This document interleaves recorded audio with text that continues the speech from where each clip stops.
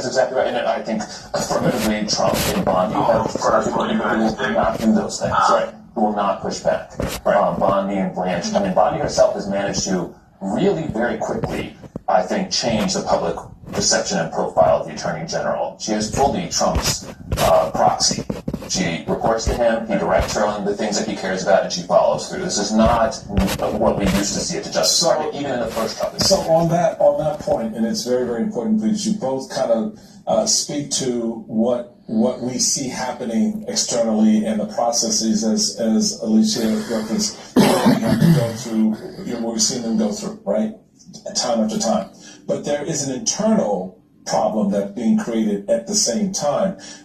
You have, various headlines talking about how this retribution campaign by the administration is having a very negative impact inside the FBI itself. 3 fired FBI officials sued Patel, saying he bowed the Trump administration's campaign of retribution. That was back in September. A dozen, from the New York Times, a dozen FBI agents sued Patel after being fired over kneeling at protests. That's December 8. ABC, Kash Patel fires FBI trainee who displayed pride flag.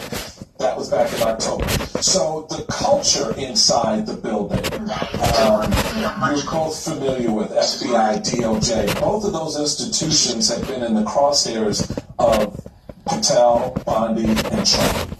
Talk about what that means to the process of justice. Yeah, this has been a very bad year at the Justice Department. I have to say, probably going into this year, I was fairly optimistic about the resilience of the internal culture and not resistance, but just the professionalism of prosecutors. And like thousands of people have left the Justice Department. Thousands. Not just from the resignations and the firing, or excuse me, not just from the firings, but many, many resignations.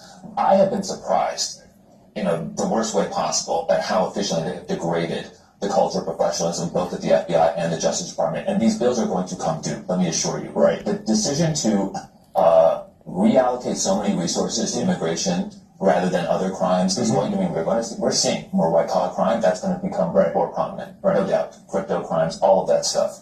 These bills are going to come due because if you're focusing on